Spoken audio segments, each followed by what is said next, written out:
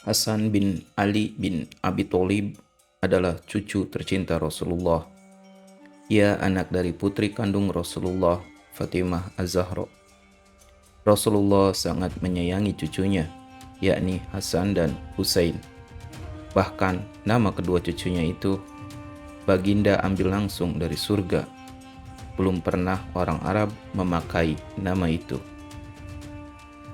Setelah wafatnya sang ayah, Sayyidina Ali, Sayyidina Hasan dibaiat menjadi khalifah. Akan tetapi hal itu tertentang oleh kelompok Muawiyah sehingga membuat nyawa Sayyidina Hasan terancam. Namun siapa sangka nyawa Sayyidina Hasan justru hilang di tangan istri tercintanya. Berikut kisah lengkapnya.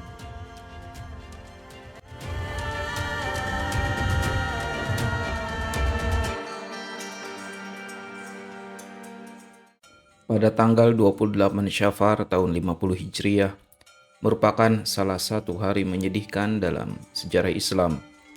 Jauh sebelum Sayyidina Husain terpenggal di Karbala, sang kakak yaitu Sayyidina Hasan lebih dahulu wafat karena dibunuh.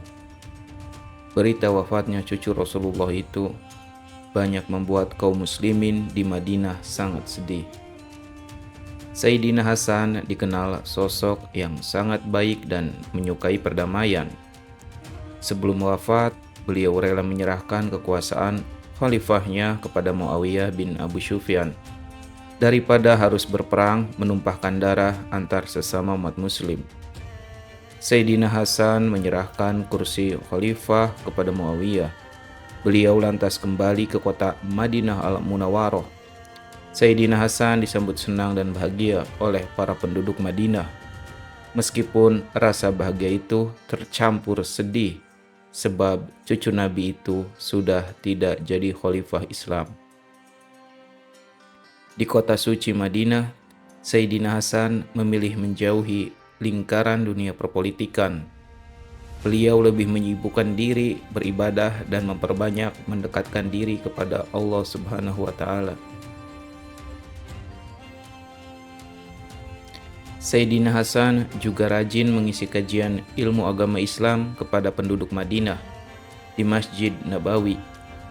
Di sisi kesibukannya mengajar, Sayyidina Hasan juga giat menimba ilmu kepada para sahabat kakeknya yang kala itu sudah banyak yang tua renta. Namun, di saat usia Sayyidina Hasan menginjak umur 46 tahun, beliau mengalami sakit yang sangat parah sebab diracuni seseorang. Pembunuhan inilah yang akhirnya menyebabkan cucu kesayangan Nabi itu meninggal dunia.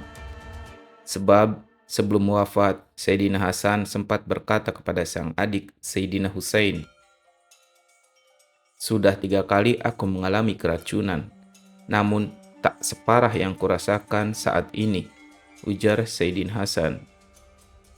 Sang adik lalu bertanya kepada sang kakak mengenai siapa yang tega meracuninya. Namun, Sayyidina Hasan tak mau memberitahu siapa pelakunya. Alasan Sayyidina Hasan tak mau memberitahukan hal itu kepada sang adik adalah dikarenakan beliau tahu kalau sang adik sikapnya lebih keras. Kalau diberitahu siapa pelakunya, dikhawatirkan sang adik akan menuntut balas atas kejahatan itu. Diriwayatkan Al-Hamid Al-Husaini, sebagian ahli sejarah meyakini bahwasanya yang meracuni Sayyidina Hasan adalah istri beliau sendiri yang bernama Ja'dah binti Al-Ash'ad. Istri Sayyidina Hasan diyakini tega meracuni suaminya sendiri atas perintah dari Muawiyah.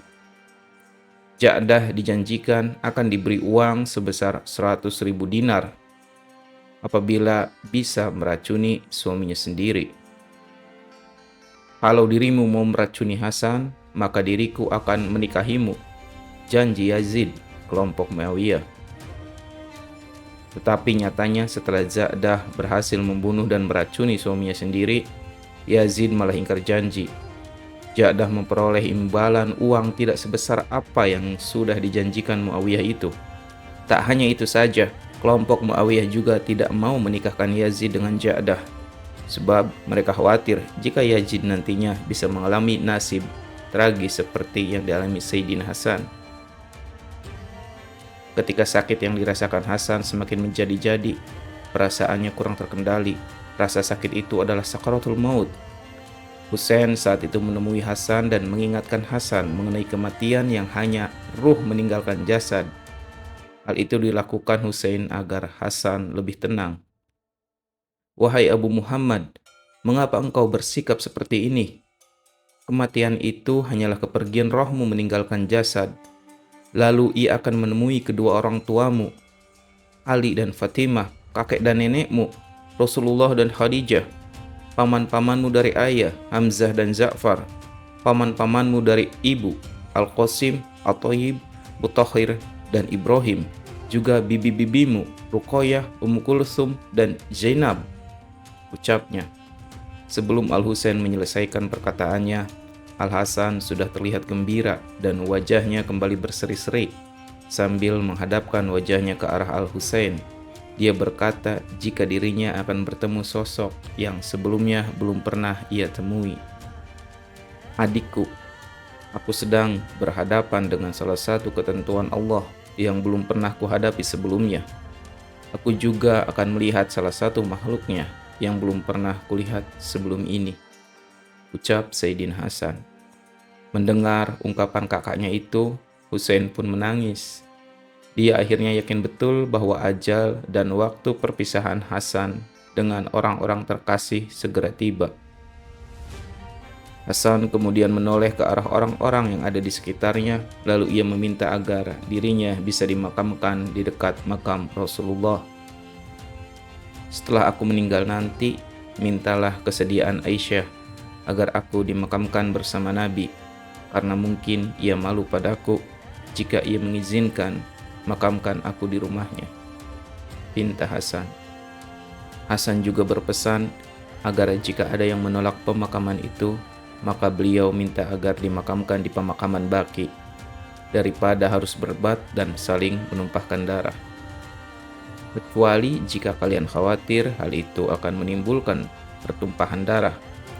Jika kalian khawatir demikian, maka janganlah kalian menumpahkan setetes darah pun karena keinginanku. Kuburkan saja aku di pemakaman kaum muslimin." Aisyah pun mengabulkan permintaan Hasan itu.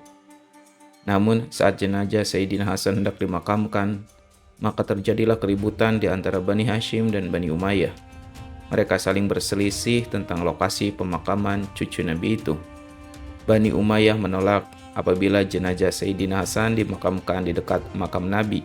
Hal ini sebab jenazah Sayyidina Utsman bin Affan yang notabene-nya dari Bani Umayyah tidak dimakamkan di dekat makam Nabi, tetapi dari pihak Bani Hashim bersikukuh untuk memakamkannya dekat Nabi karena itu sudah menjadi wasiat.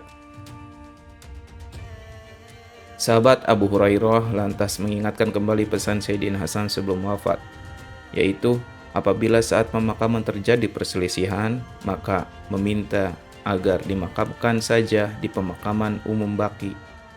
Akhirnya jenazah cucu Nabi itu dimakamkan di Baqi, dekat makam neneknya yang bernama Fatimah binti As'ad. Beliau adalah ibu kandung dari Sayyidina Ali bin Abi Thalib.